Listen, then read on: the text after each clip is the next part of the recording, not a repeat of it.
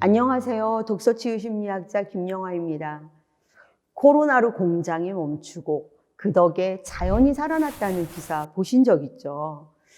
하지만 거리두기 때문에 온라인 쇼핑이 늘고 택배 전쟁이 생기고 쓰레기도 늘고 거기다가 택배 기사분들의 안타까운 사망 소식까지 정말 코로나는 우리 일상을 너무도 많이 바꿔놓았습니다. 참 아이러니죠. 그래서 오늘은 지금 우리의 현실을 생각해 보게 하는 책 상자세상을 소개하려고 합니다.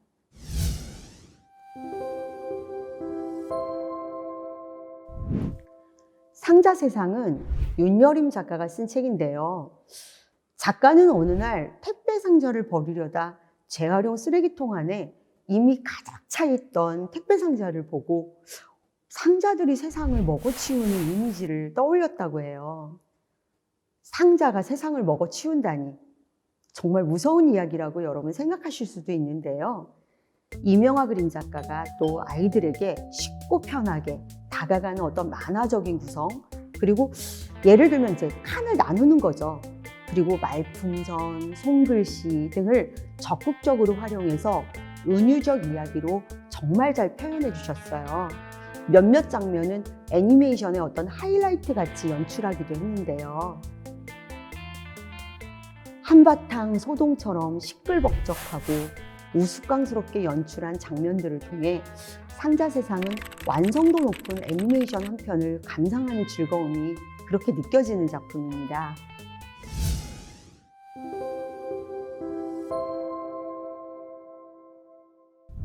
크게는 환경 문제, 그리고 인간의 과욕, 과소비, 정말 묵직한 이야기를 상자라는 상징적 키워드로 풀어내고 있는데요. 이걸 좀 더 확장하면 사람들의 어떤 무분별한 욕구에 의해 사용되고 버려지는 세상의 모든 것들을 상징한다고 보면 될 것 같아요.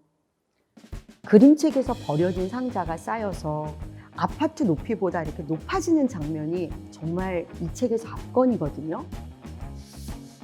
요즘 아파트를 부의 상징으로 보잖아요, 우리. 그렇게 본다면 부가 쌓인 공간에 이 상자, 쓰레기가 쌓인다는 어떤 반어적 기법도 도입돼서 한번 생각해 볼 수 있어요.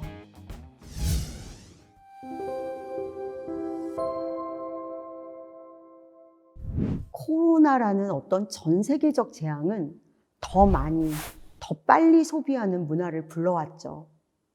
하지만 동시에 택배 기사들은 쓰러져 가고 쓰레기는 점점 쌓이고 참 세상 편해졌다라고만 하기엔 어쩐지 가슴 한켠이 답답해지는 일도 많아졌습니다.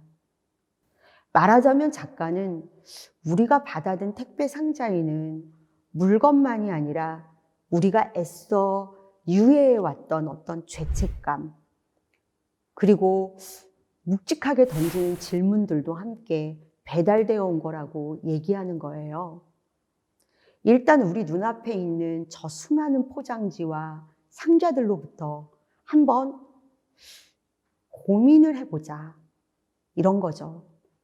문명의 이기를 향유하는 걸 인간의 당연한 권리로만 여기지 말고 그것이 재앙으로 돌아올 수도 있다는 생각, 이런 게 특히 이 코로나 시대에 필요한 질문이라고 이야기하는 겁니다.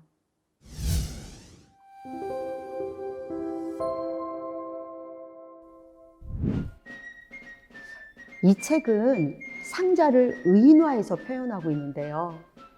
단순한 쓰레기로 여겼던 상자들이 도리어 세상을 먹어치우기 시작하면서 주제는 더욱 확장되고 메시지도 좀 더 선명하면서 설득력 있게 다가가죠. 어떻게 보면 상자와 세상이 입장이 바뀌는 건데, 대상이라는 측면에서 보면 서로가 필요에 의해서 의미를 주고받는 거예요. 그런데 상자들이 우리가 필요해서 그 상자들을 썼고, 상자들 입장에서는 필요에 따라서 쓰여졌지만 그 필요가 사라졌다고 아무렇게나 버리는 사람들에게서 느끼는 감정, 대상에 대한 분노와 거절에 대한 서러움, 이런 게 있는 거겠죠. 이것을 극대화한 방법이 상자를 의인화해서 감정을 넣은 거고, 결국 버려짐에 대한 분노가 도리어 나를 필요해서 썼던 그 대상을 공격하는 힘으로 작용했다고 볼 수 있습니다.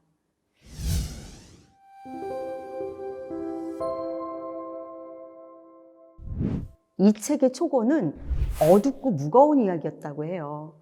하지만 작가는 문제점을 던지고 절망과 두려움을 계속 끌어올려서 우리들에게 어떤 불안을 던지고 조장하고, 이런 것보다는 희망을 이야기하고 싶었다고 그래요.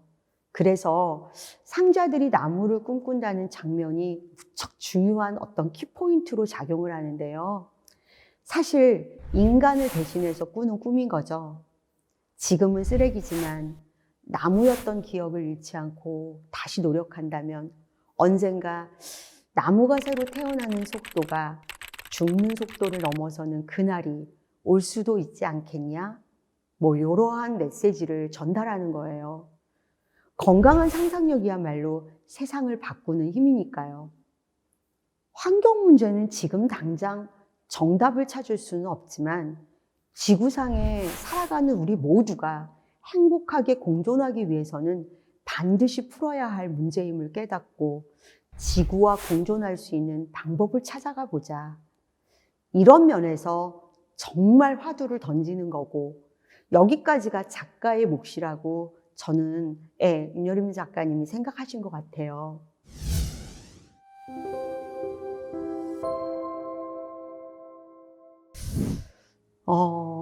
로버트 프로스트의 가지 않은 길이라는 시가 있는데요.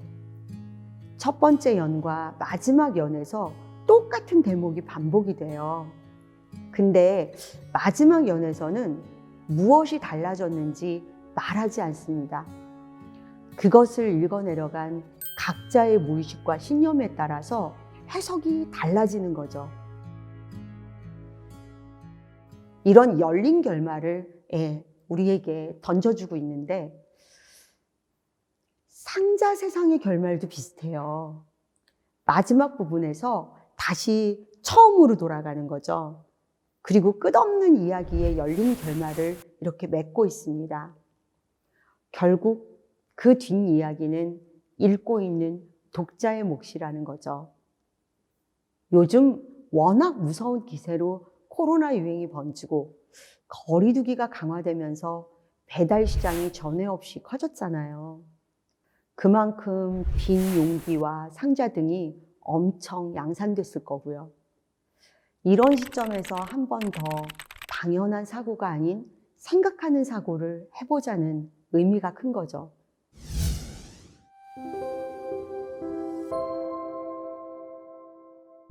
환경 문제는 모두가 알고 있지만 내가 해결할 수 없는 큰 문제로 여기는 경우가 많죠.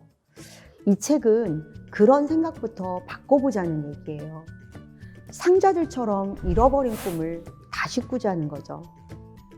재앙은 멀리 있는 게 아니라 소비 앞에, 일상적이라는 말을 너무 쉽게 붙이는 그 마인드에서 비롯된다는 거예요.